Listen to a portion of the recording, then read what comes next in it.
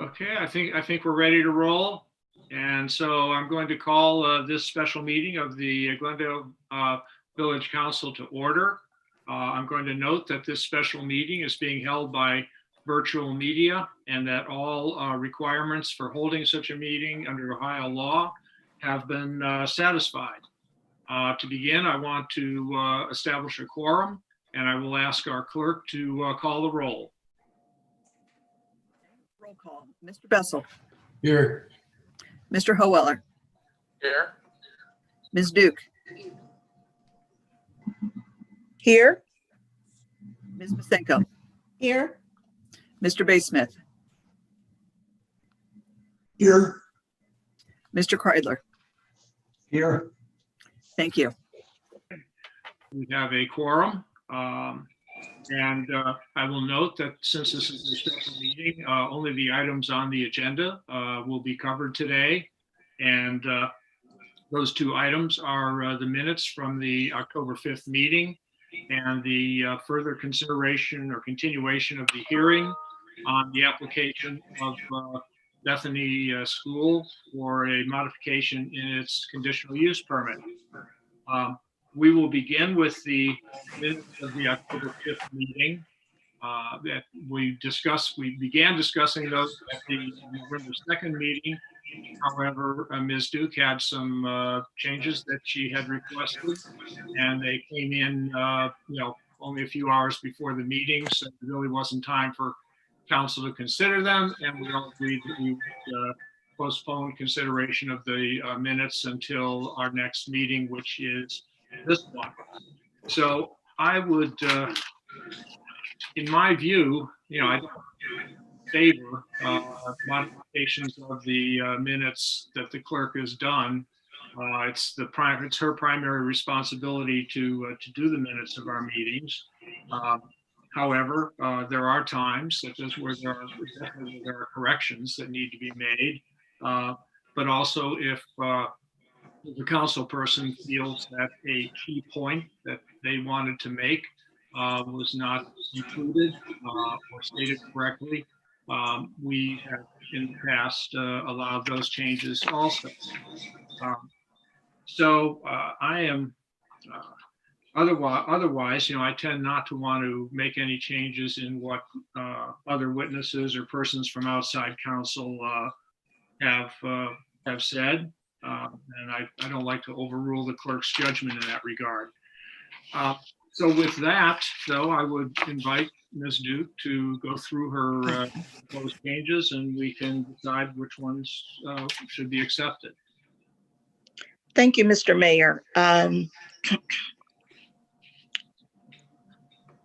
I'm going from memory right now because I do not have the full document in front of me.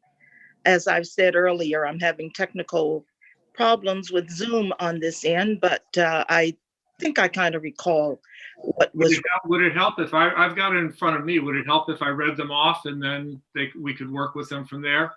On page 3, as I recall, there is a change to the summary of comments by Brenda Daniels. Is that correct, Don? It's actually on page 2 of my copy. Okay. If you could look at the copy that I forwarded to council, they can easily see the changes that I'm recommending. Okay, does everybody have the copy of the document Marilyn forwarded to council? Does anybody not have it? I can't access it with the issue that I have going on with it, but I went back and reviewed the video of the meeting, and there were 2 areas that I looked at that I'm not sure. Well, I don't agree with proceeding with any change. And so I'd like to speak to the changes that I've recommended one at a time. Fine. Thank you. On page 3 of 18, in the summary statements by Ms. Brenda Daniels, She made three emphatic points after describing her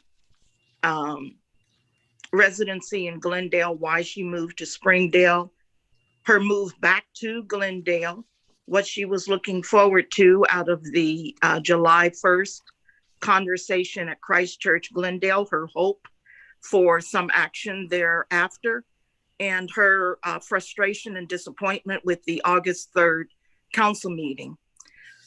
My recommendations, my suggested changes do not affect any of that. What I do add is a sentence, something along the lines that, and this is why I would like for council to have that document before you. I had language to the effect recommending that she is asking council not to rush in adopting two measures before it.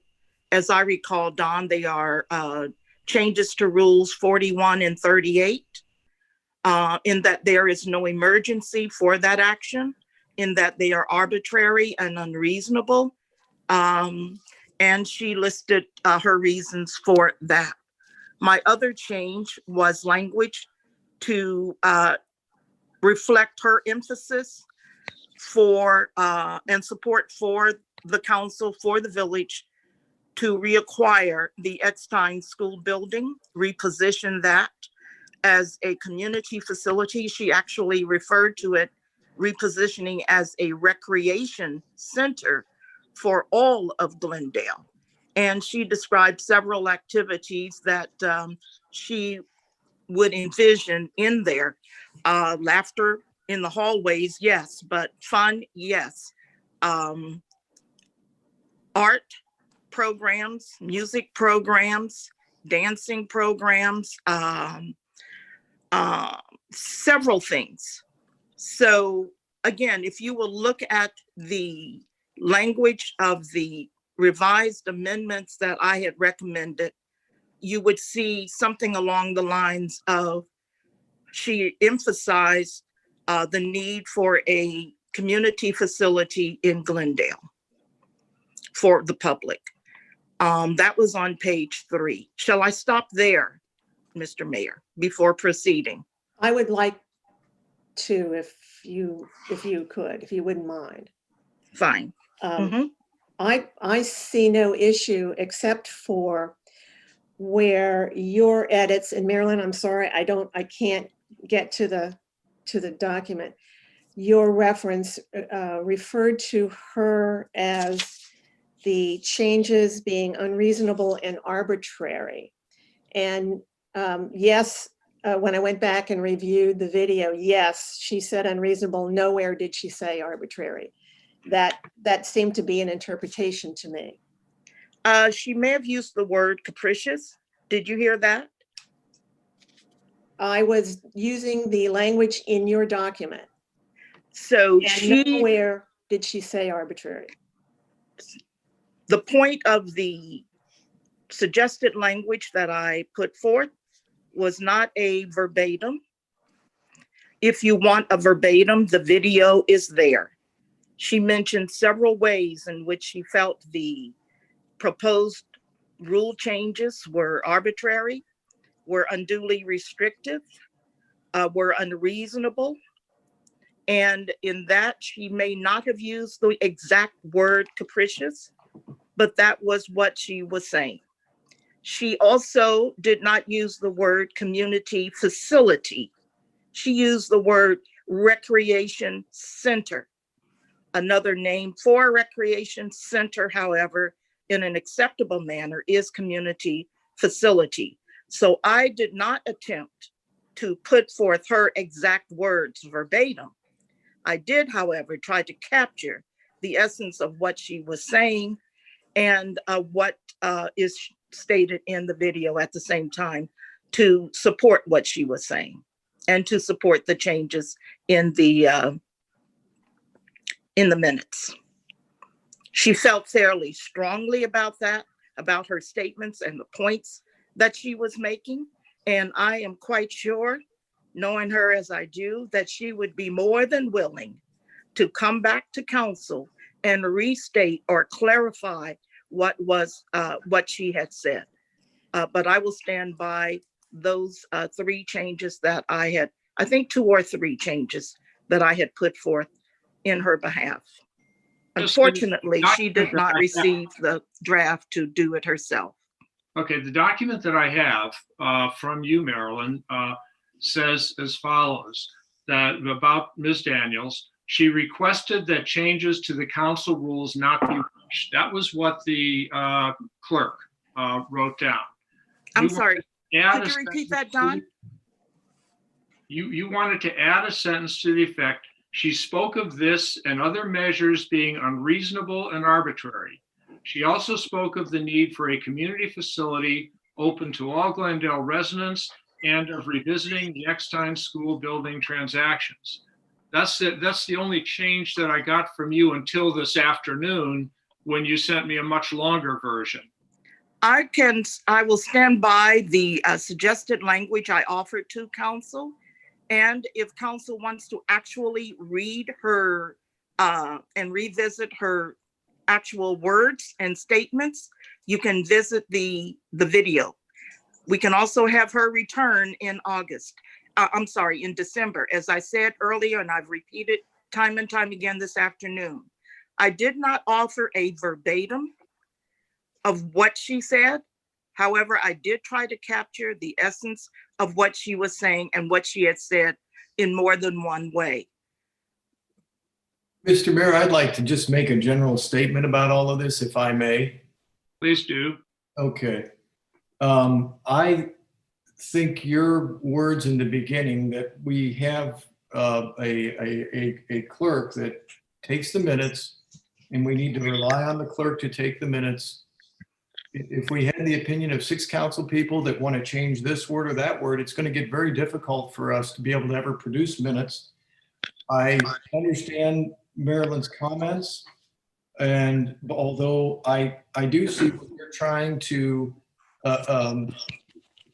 recapture what someone's already said, and then even using different language, and then I guess there's even another version that was sent to you, Don, that I haven't seen. And as Nancy said, there are things in here that don't directly correspond in the video, and Marilyn's comment just now was a very good one. If we allow our clerk to capture what she can and the major points, there's a level of consistency versus other individuals being involved in writing the minutes. That's her job.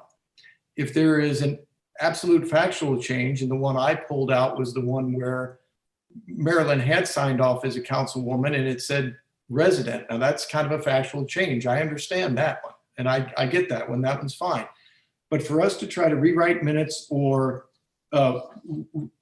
restate what someone else has said, I think we have the video if there's more detail needed, and what the clerk is trying to do is capture the main points or the highlights and transcribe minutes. So my position on this whole thing after reviewing it again is if there is a factual change, as you said, Don, of what a council person said or meant, there's an opportunity to make a change.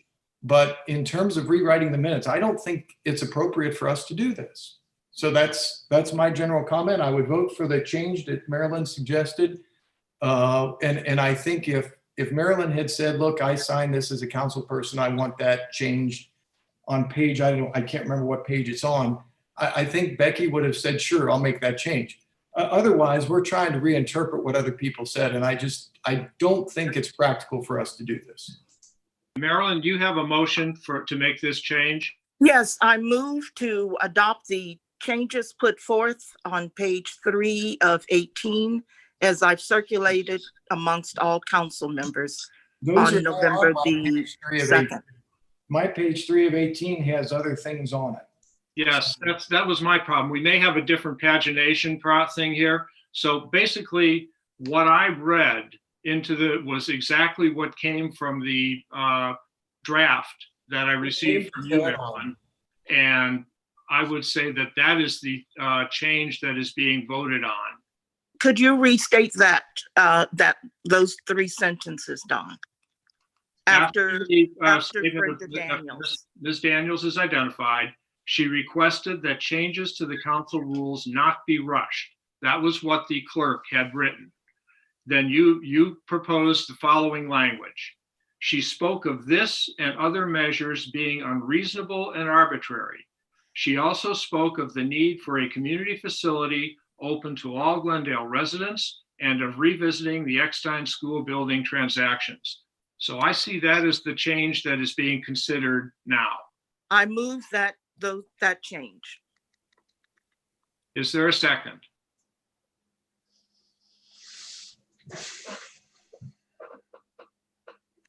And let me also say, I move that change because it is a material omission for the minutes not to reflect that Ms. Daniels spoke of the Eckstein School. She emphatically emphasized that, and it is not reflected in the minutes. Is there a second for the motion? The motion fails for want of a second.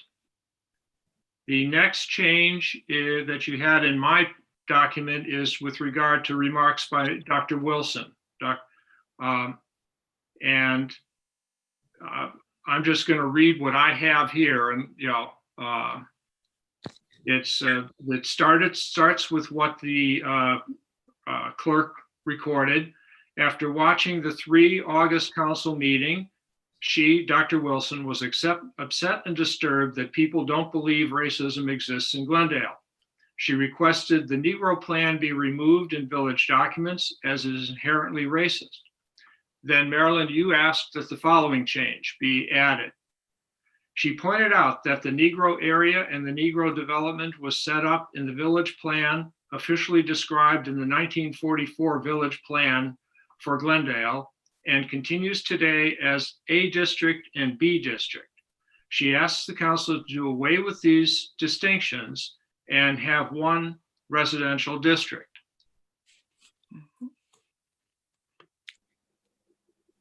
I move adoption of that change. Is there a second?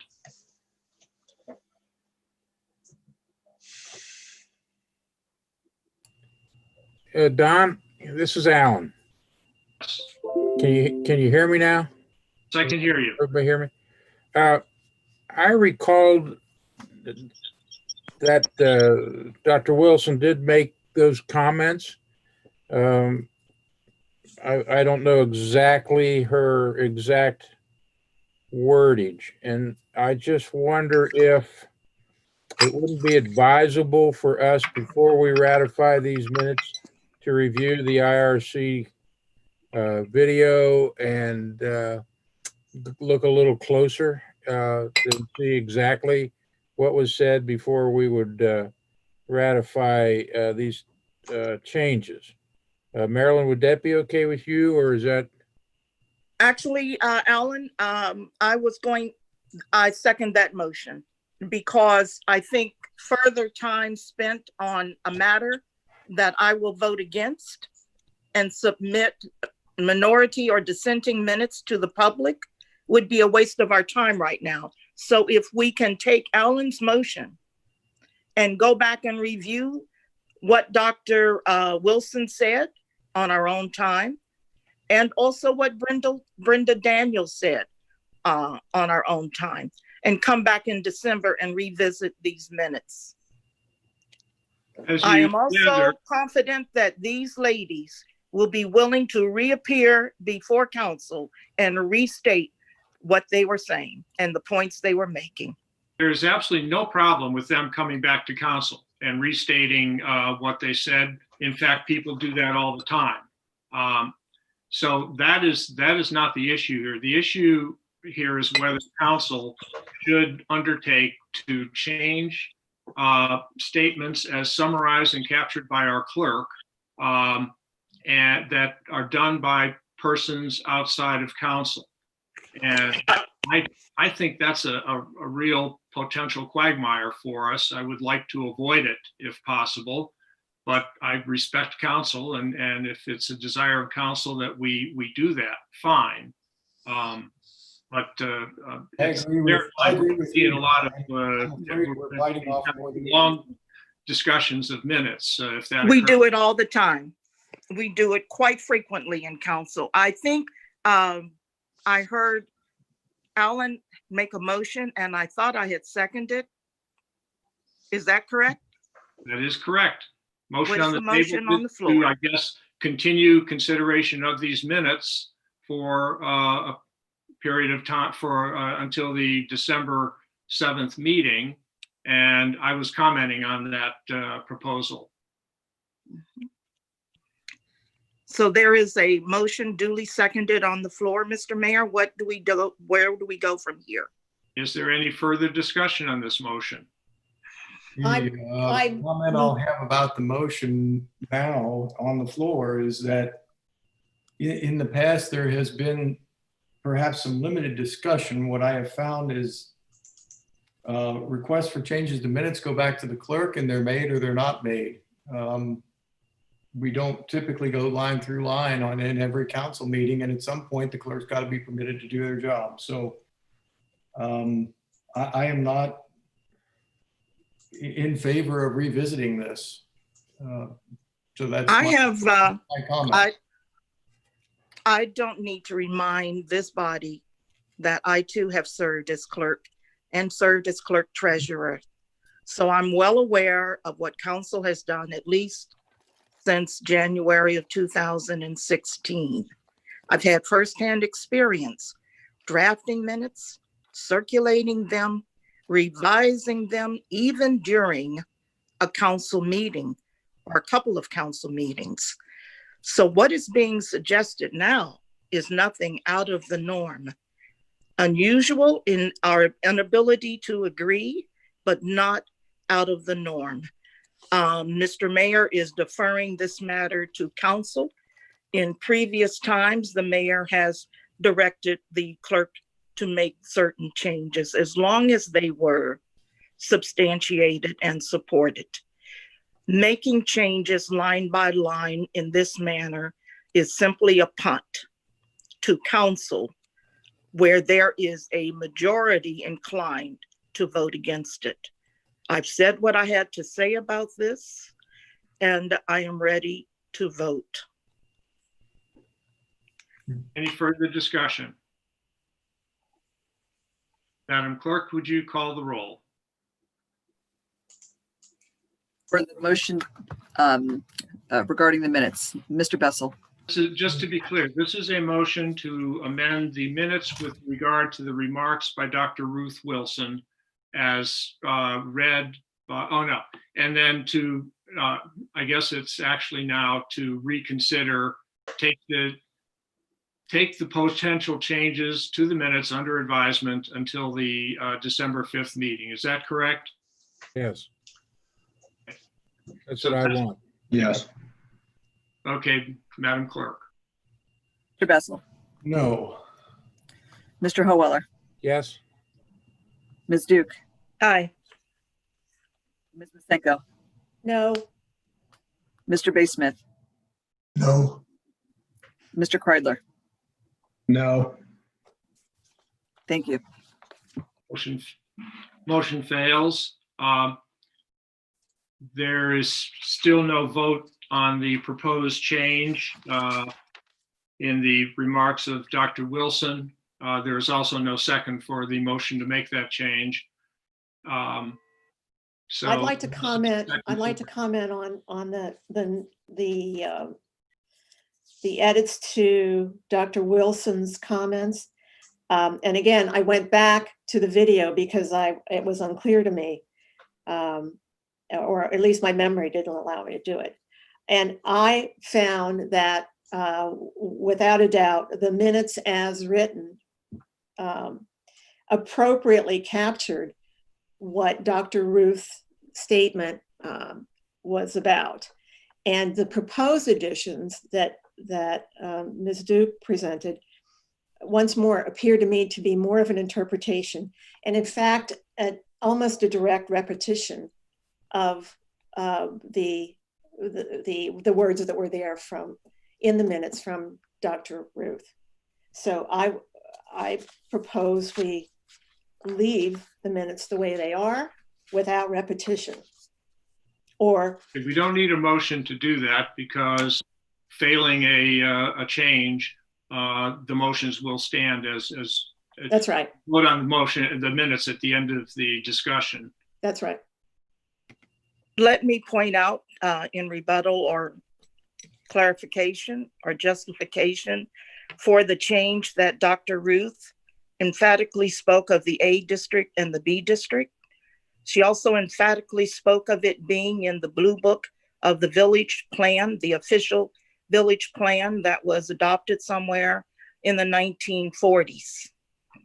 And she also spoke of those Negro district and the Negro development distinctions lasting in effect today. In her own words, she spoke of this. I have not quoted her verbatim, but I did put forth what she was saying. And I stand by the changes that were put forth. Mr. Mayor, is there a motion on the floor? Oh, there's no motion on the floor that I know of. Then I move adoption of the change. Is there a second?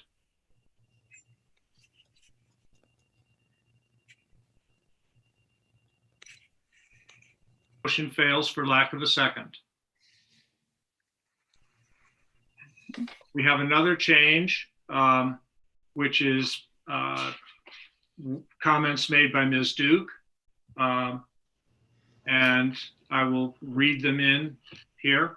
Don, can you tell us where you are? What page? Well, it's page 3 of my copy of the document, but it begins with just before the old business section. It begins with Ms. Duke acknowledged. Okay. And the clerk wrote that Ms. Duke acknowledged that council received written communications from 3 people who were unable to get on the speaker's list as they did not meet the deadline.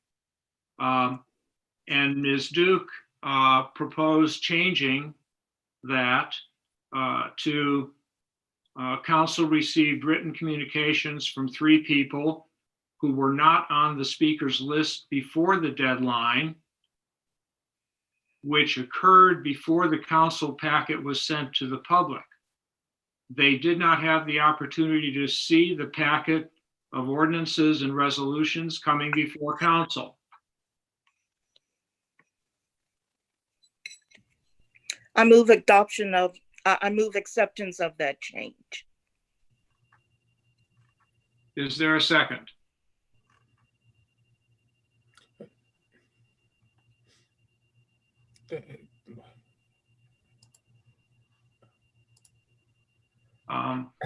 There is no second, so the motion fails. Let me just briefly reiterate that here again, the distinction of whether or not the individual is here to make the request for changing what they had said or not here is irrelevant to council's actions this evening. I am here and I do know what I said. And I did emphasize that those 3 residents did not have an opportunity to get on the speaker's list before they saw the program that evening, the council packet that evening. And yet that requested change is not being accepted by council this evening. This is a pattern. What it's worth, I did go back into the ICRC video, and I think the clerk's summary fairly captures what Ms. Duke said, but also Ms. Duke's amendment does add some breadth and context to what she said. However, that's the first sentence. The second sentence in your proposed change, Marilyn, I'm sorry, I couldn't find it in the video at all. That they did not have an opportunity? Yes, it said they did not have an opportunity to see the packet of ordinances and resolutions coming before council. I'm sorry, I looked at the video and it wasn't there. Well, I recall making the statement and emphasizing it because that was their point. Excuse me. Once again, nevertheless, the change is not being accepted tonight. Next change. Frankly, I mean, just out of respect for a council member's desire to be summarized correctly, I could live with the changes made in the first sentence. But I can't, I could not accept the second because I didn't see it there. Would you care to? Mr. Mayor, I am the just one. make the changes in the first sentence? I'm sorry? Would you care to change your motion just to make the changes stated in the first sentence? What is the first sentence? Okay, the first sentence reads as follows. Ms. Duke acknowledged that council received written communications from 3 people who were not on the speaker's list before the deadline, which occurred before the council packet was sent to the public. I'll make that change. Mayor, do you have the ability and authority to just say that that change can be made? If you're okay with it? I'm okay. I am okay with it. I'd like an opinion from our solicitor there. I don't usually do this, so. Well, this occurs before the meetings typically. Well, if you were to edit it, any edit, whether it's one that you come up with now or has been previously written, would have to succeed on a motion and a roll call vote. Okay. Mr. Mayor, this is truly a first where we are going through this line by line based on what a council person has said and treating it in this manner. I recommend suspending further consideration of the minutes and move for a vote. I am prepared to vote on the draft minutes. I will vote against it, and I will submit a minority set of minutes. Is there a motion to accept the minutes as drafted by the clerk? So moved. Is there a second? Second. Any further discussion? Since there will be some opposition here, we need to do this as a roll call vote. So, Madam Clerk, would you call the roll? To accept the minutes as submitted. Mr. Bessel, I'm sorry, I was on mute. Aye. Mr. Howeller,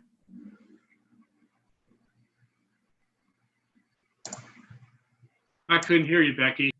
Mr. Howeller, Aye. Ms. Duke, No, Ms. Masenko, Aye. Mr. Bay Smith, Aye. Mr. Kreidler. Aye. Thank you. Motion carried.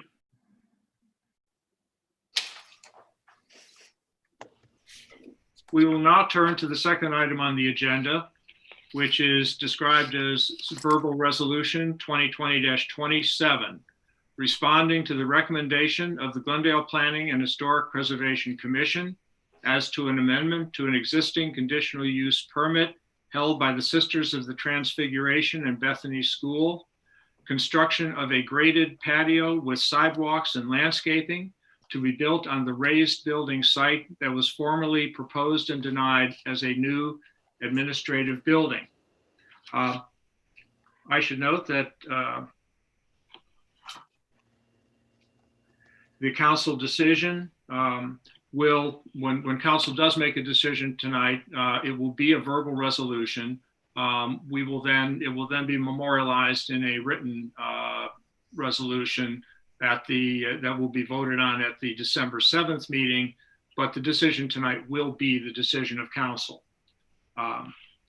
And the applicant and others have provided us with a considerable amount of commentary on this proposal, on this application. And At the end of that discussion, council voted to close the public comment session of the hearing.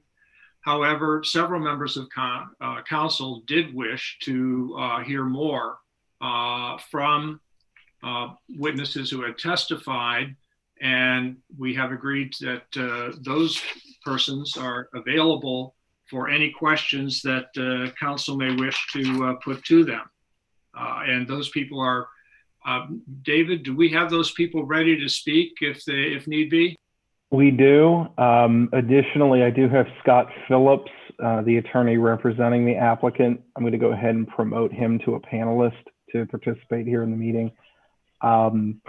If I'm not sure how we want to proceed, do we want to allow all witnesses to talk, or do we want to allow them to talk as they receive questions? My preference would be to let them speak as they receive questions. That's the neatest. We can bring them all in and let them just respond to questions. But the understanding is they will not be permitted to enlarge upon the comments they made at the November 2nd meeting, unless there is a specific question that they're responding to. Sure. That's the neatest solution, I think, as well. I have promoted Mr. Phillips, the attorney for the applicant. Okay. And Mr. Phillips is representing his client. This is a hearing. And so he is available to answer questions. I know that Mr. Kwasinski, one of the neighbors to the Bethany project, has submitted a number of questions. And Bethany, Mr. Phillips and his law firm drafted answers to those questions, which have been sent to council. I don't propose to do anything more with those at this point, but certainly if there is discussion to be had on those questions, Mr. Phillips is available to answer them, as is Mr. Gould or Ms. Boron, depending upon the preference of the council member raising the question. With that, the process is going to be as follows. We're going to begin with a report from our staff, and followed by a report from the village engineer, which was referred to and described at the November 2nd meeting. And I'm not sure if it was ever read into the record, but it will be read tonight. There will be a report from our solicitor. We will then go to council deliberations, during which the council members may, if they choose, put questions to various persons who are available for those questions, which is to say the witnesses who testified on November 2nd, plus Mr. Phillips. And then council will ultimately vote to either approve, disapprove, or approve with modifications the application. And so with that, I'm going to begin with the staff report. I'm going to ask Mr. Cordes to start, and Mr. Lumsden, who wrote the report, will then continue. Thank you, Mr. Mayor. Before us, we have an application from a previously approved conditional use permit, having been issued to Bethany in August of 2017 by the Glendale Planning Commission and the council. We are all familiar with the recently declined conditional use permit amendment application to build an administrative building where a multi-purpose building once stood. In October, following the denial, Bethany decided to return to the originally approved conditional use plan and resubmitted their plans to me and the administration for review. Our review revealed that the current plaza plans are very similar to that which was approved in 2017, but there were some variations that we felt best submitted to the Planning Commission and Council for their confirmation. The Planning Commission recently reviewed these variations and have recommended to Council that they be approved. These variations are, in brief, 1, the patio is shaped differently than that which was previously approved by Council and the Planning Commission. 2, the patio is smaller than that which we previously approved by the Planning Commission and Council. The patio has been located farther away from the westerly residential property line than that which we previously approved by the Council and Planning Commission. There are less sidewalks leading to the patio than that which we previously approved by the council and planning commission. And there now is more grass and landscaping than that which we previously approved by the council and planning commission. My assistant, David Lumsden, has gathered all of the pertinent facts, and I'll now call upon him to walk us through that which was originally approved and that which we are considering today, followed by our joint staff recommendations. David. Thank you, Mr. Cordes, and thank you, council. You have all received, actually all parties related to this case have received a copy of this report earlier this afternoon. So I will not read it verbatim. I'm sure you're grateful for that, but I will go through a couple of key sections here. As Mr. Cordes stated, that in late October, Immersion Design, on behalf of the Sisters of the Transfiguration, submitted an application for amendment to their original building permit for phase 1 of the expansion of Bethany School. That previous standing approval for the conditional use was approved by Village Council per Resolution 2017-18 that was approved in November of 2017. The amendment proposes, this application for amendment proposes the construction of an approximately 967 square foot outdoor plaza in the northwestern corner of the school parcel east of Hedgerow. The standing approval totals a 1,017 square foot similar outdoor space in the same approximate location. Ultimately, the amendment, the application for amendment, recommends or applies for an overall reduction of over 3,800 square feet from the standing approval. In accordance with 154.62B, there are 3 standards by which conditional use applications are to be measured: effect on neighborhood, conformance with village plan, and effect on traffic. After the evaluation of the proposed amendment, including recommendation of approval from the Glendale Planning and Historic Preservation Commission, it's the recommendation of staff of the Village of Glendale that Village Council approve this application as submitted. This proposed amendment represents a reduction in impervious surface square footage, ultimately in improving and enhancing the conformance with those 3 provisions of 154.62B. Most importantly, and has been a point of discussion on pretty much everything related to Bethany's conditional use applications, would be effect on neighborhood in regards to stormwater management. So in the report, in section 4, I expand upon that and point out that both the Planning Commission and Council, by actions of their respective 2017 resolutions, pointed out that Hamilton County Stormwater District determined that the stormwater runoff from the approved conditional use should not adversely affect neighbors of Bethany School property once construction is complete. Additionally, Glendale Planning and Historic Preservation Commission determined that stormwater detention facilities will be regulated and monitored by the Hamilton County Stormwater District, which holds enforcement authority over the development. Included in my report is a piece of an email from Mr. Tim Casto of the Kleinger's Group. Mr. Morton is here to represent the village engineer and expand on Mr. Casto's findings, but Mr. Casto's report is in line with the staff recommendation. Conditional use review is limited to the 3 provisions I mentioned, and it is the position of village staff that this application does uphold those. Happy to take questions as they come up during the deliberations as well.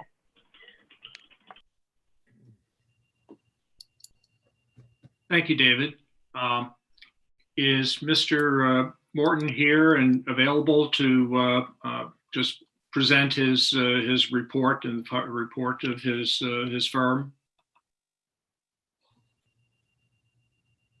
Yeah, I'm here. This is Sam Morton speaking for Tim Casto. I think Tim outlined in his email and what was included in the report read by David there, the new plan or the revised plan does provide a reduction in impervious area over the original plan, and thus if the stormwater is a concern for the residents, it should represent an improvement as far as runoff goes from the original plan, given the reduction in impervious surface. That's the main point to hit on there. I know Tim goes into some comparisons about the amount of impervious area is typical the size of a single family property that's being reduced there. So just to give an idea of the scale we're talking about here. Again, that was Tim's recommendation that this was acceptable as far as the revisions go to that plan.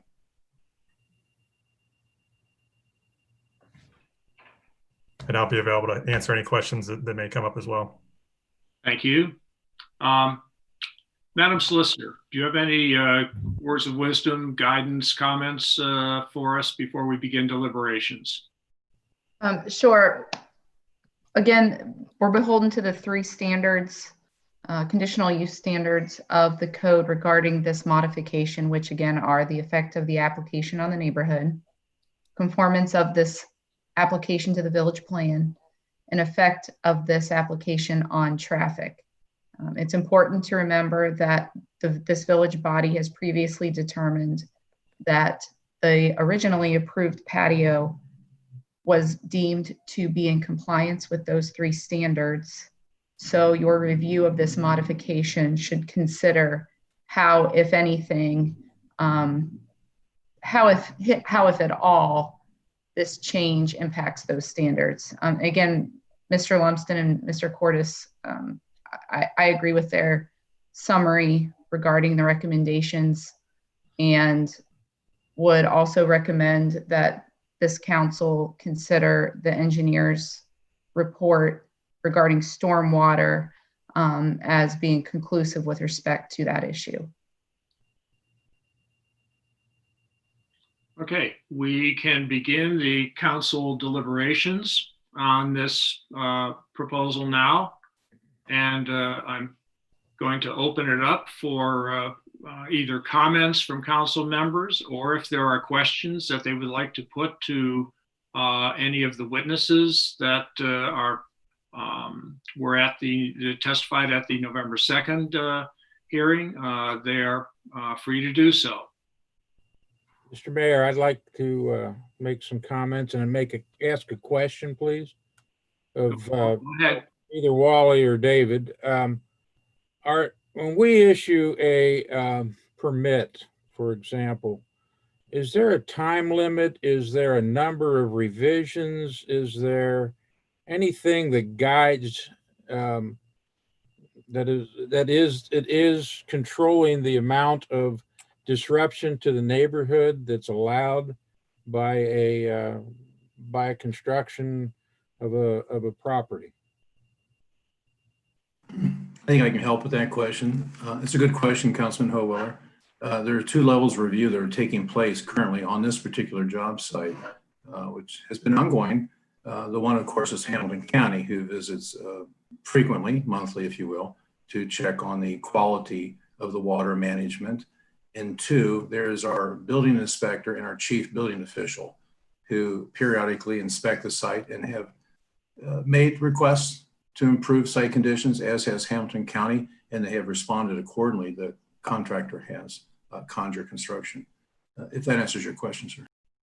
No, not really. I'm just wondering, this application's been open since 2017.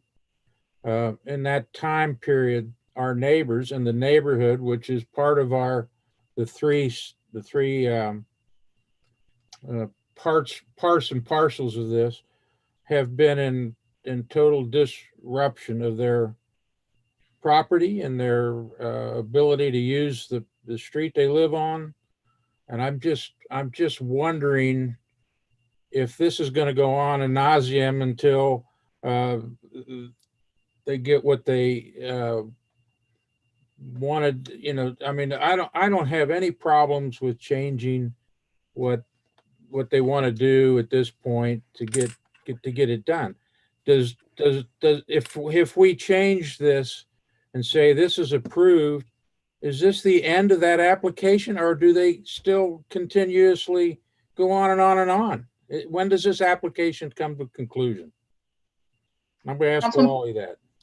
That would probably be a question for the applicant. I believe this is a concluding part of this project we had before us from 2017. I have not received any indications from Bethany or their architect or their engineer that there's yet another project to amend. I would think that anything in the future would be a separate and new permit request. Is there any way that we can assure the neighbors that this is the end of that, of their flight, of their problem? If I may jump in, Councilman Holwiller. Yes, ma'am. There, for permits, generally, there may be a limit, and I'd have to look in your code specifically. I'm looking through it now and I'm not finding it exactly, but generally that time limit has to do with once you have a permit approved, the construction, is it commenced within a certain amount of time? But there is no limit per se on how long their ongoing construction can be, so long as they're proceeding with it and the permits remain active.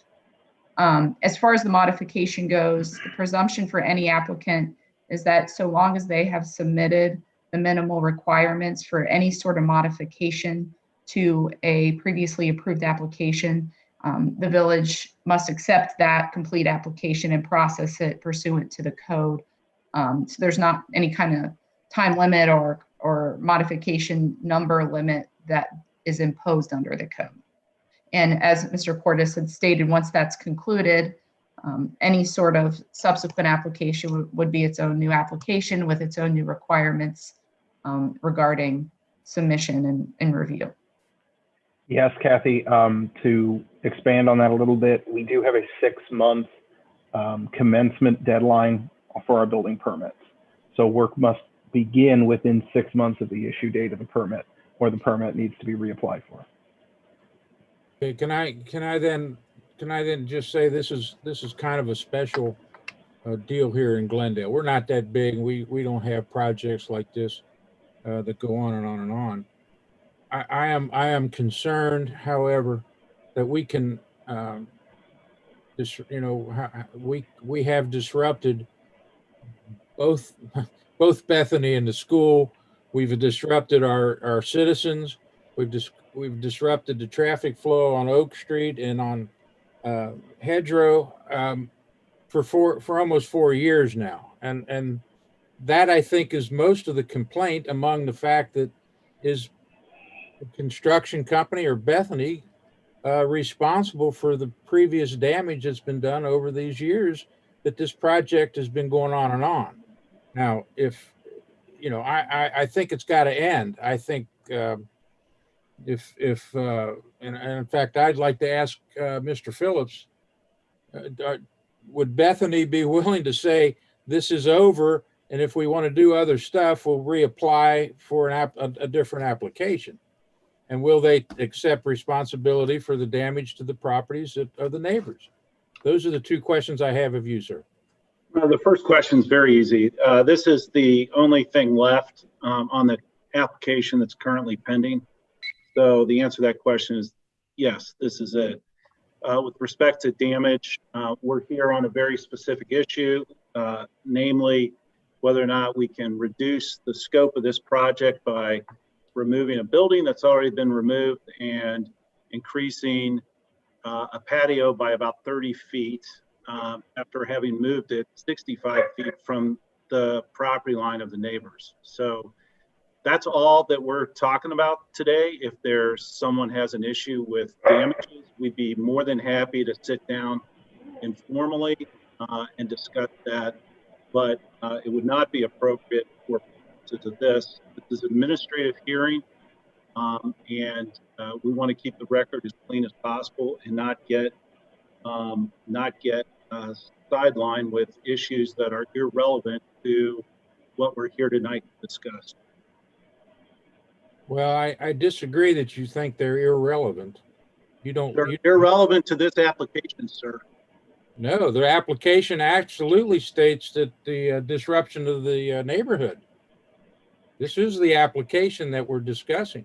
I mean, it's in your letter. Reduces the already approved pay neighbors. That's one of the three things that we've said.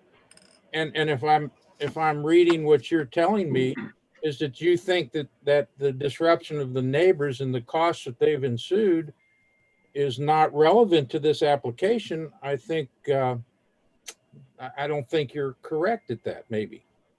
I guess we'll have to agree to disagree. I mean, the bottom line here is there was a patio that was approved previously that we have the right to put in based on the previous approval. We've taken down a building which improves the drainage and everything else related to that per your own engineer and per your own staff. If there are issues that are beyond this application, we would be more than happy to sit down and discuss them.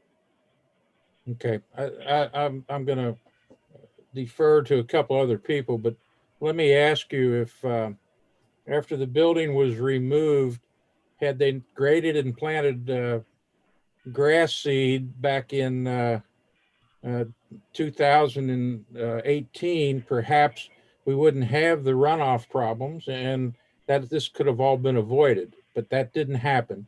So I think that it's time to get finished with this project and move on. And I'm going to recommend that we approve it just to get rid of the application. Well, we agree on that then. Thank you. If I may I speak? Yes, Mr. Mason. Yes. In the last meeting, I voted to extend the consideration until tonight to give the two parties opportunity to communicate. Regrettably, they apparently could not find a few hours where everyone could attend. Regardless, the primary issue that I have heard for all of these months, and in fact, a couple of years from before becoming a councilman, was the water discharge. And we constantly hear that the design and implementation by engineering will handle the problem. The issue, I guess, to some extent is we have all heard that engineers have also said that a bumblebee cannot fly. So the point here is that the drainage system should handle the volume of water, especially with the improvements made.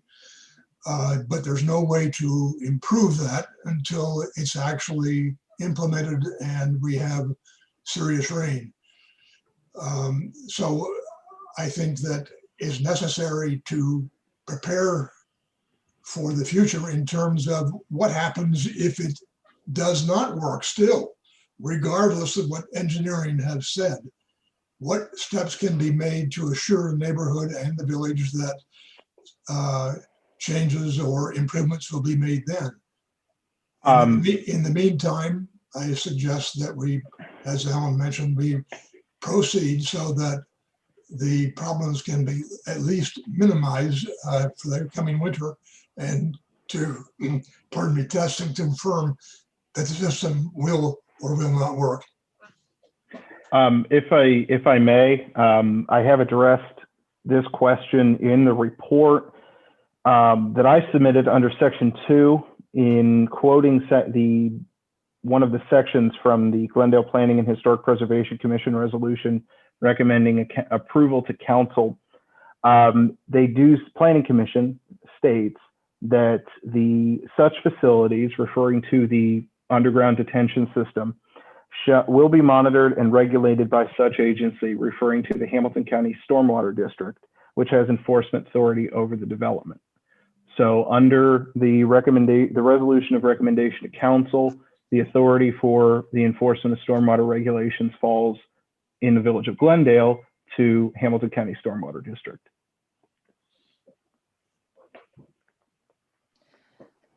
And just to frame how this review is before council for the purposes of memorializing it in a written resolution, one way to look at it is to be able to evaluate those 3 standards like this. Each individual one, you're asking, does the change from the previously approved patio to the new patio have any differing or new effect on the neighborhood? Does the change from the old patio to the newly proposed patio have conformance with the application of the village plan, or is there something about this particular change that brings it out of conformance? And then lastly, does the change from the previously approved patio to the newly proposed patio have any effect on traffic that the previously approved patio did not? Mr. Mayor, I have one question. It's of a minor note, but I'd like if I could, of either Mr. Phillips or Mr. Morton. In your answers to the questions collected by the community through Gordon Kozinski's letter, there was a question about lighting.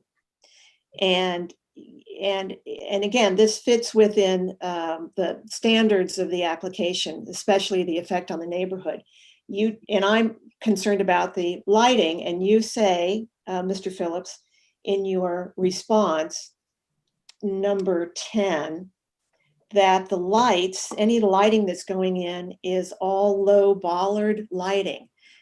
Yay for you, or we applaud that. But does that mean there will be no overhead lighting? There will be no new overhead lighting in that area that could have an effect on the neighborhood? It's purely the low bollard lights. That's correct. It's similar to what has already been approved. Great, thank you.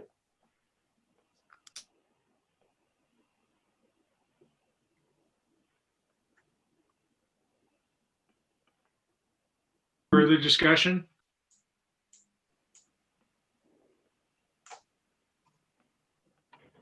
Do I have a motion to either approve the proposed change in the conditional use permit, to disapprove the change in the conditional use permit, or to approve the change with modifications? Do I have a motion for any of those? I move to approve the application for an amendment to the conditional use permit. Is there a second?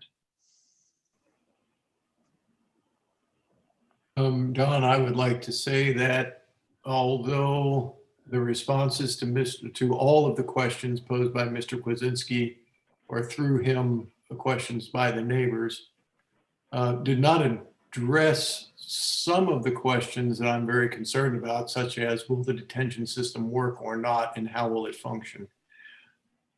It didn't give a guarantee like I would want to see. However, that's hard to do. I did sense from responses that the school and the sisters are willing to work with the village and the neighbors to make this right. And I think that at this point, that's all we can ask for with regards to that. And I have faith that after this and a good faith effort to try to make a revision that is an improvement over the previous, I think we're headed in the right direction. So that being said, I will second Nancy's motion, but I do want to reiterate that I expect cooperation between neighbors, village, and Bethany, that this is a good, that this be the point where everyone begins to work together for the good of the village. So long-winded way, I second the motion. Is there any further discussion? Mr. Mayor? Yes. Full disclosure here, and I'm looking at Mr. Phillips' letter. I was on council in 2013, and both of my children were attending Bethany at the time. And I actually, full disclosure, I donated to this entire project. There was a huge rainstorm in, I believe, March or April of 2013. And I'm the only one on here who was on council, and Mayor Lofty, I believe, was the solicitor. And we basically were told, I cannot find my old minutes from that, but we basically were told that it was a 70-year flood. And then this was when the gymnasium construction had started. So this was the what they now call up there the new gymnasium. And it was just starting construction, and it really came down almost like Niagara Falls. And so I appreciate Mr. Phillips' letter about saying that everyone is going to plan to cooperate here. But I just didn't. And I, I second what Alan said. I'm going to be for this. I'm going to be for this pavilion, this patio rather. But is there any, for our solicitor Ryan, is there anything that more so than good faith, is there anything we can get in writing to say once the construction is done and once what Mike just mentioned, once everything's hooked back up and I think one of these memos said one of the sewers has 50% silt in it still. And, once we get cleaned that up and hopefully we get this grant that Mr. Cordis is working on, once everything gets attached and ready to go and just take the worst case, if it still is a problem for the neighbors, is there anything we could get in writing that would say we're all going to work in good faith in the future if it does not meet everyone's expectations? The presumption is that once this construction is completed, that there is the opportunity for the village to make sure that what has been constructed is constructed consistent with the permit. And that would include any sort of stormwater being in any sort of state that it shouldn't be, based on the application and the plans that were submitted and approved. So that to the extent that they have conformed with the permit, that's all the village can do is make sure that it enforces what's been approved. Again, it's really tough while the construction is ongoing. There are certain kind of interim measures that are taking place right now that make it hard to determine how much they're complying per se with what the ultimate goals are. But it's not something where you can really secure anything in writing right now, so to speak. Rather, you can hold them to their permit and the plans as submitted when it's all completed. Thank you. Further discussion? Madam Solicitor, just a question. I gather we don't need to waive 3 reads on this or anything like that? No, at this time, just a roll call vote on a motion, and then that sort of, those formalities will be handled with the written version. Okay, that's what I thought. Madam Clerk? Mr. Mayor? Hello? Marilyn? Yes, thank you. I just wanted to briefly say that while I am prepared to vote and will vote this evening, I am very disappointed and not having had an opportunity to hear from the residents. We're talking over their heads as if they don't live nearby. And I find this very disconcerting. We're not hearing from them this evening. And I've expressed my concerns around that. Nevertheless, we do need to vote. Thank you. Okay. Madam Clerk, would you call the roll? Approve the conditional use application. Mr. Bessel, Aye. Mr. Howeller, Aye. Ms. Duke,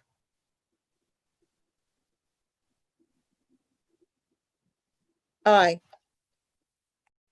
Ms. Masenko, Aye. Mr. Baysmith, Aye. Mr. Kreidler.